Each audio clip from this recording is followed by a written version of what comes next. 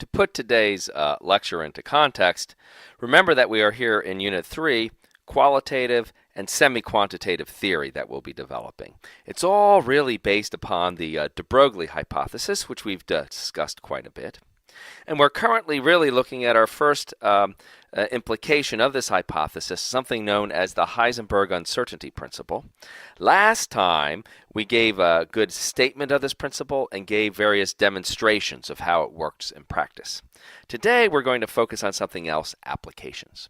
And it turns out that really there are quite an amazing array of applications that you can carry out and actually get very good order of magnitude estimates from this one deceptively simple statement or principle.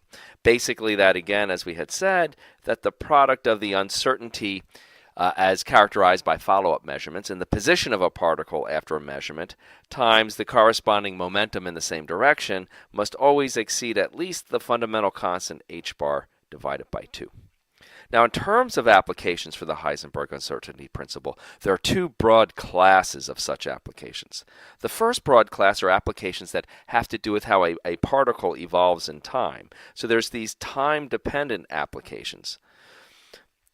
Now, perhaps more surprisingly, there are also very important implications that come in terms of the energy that systems can have.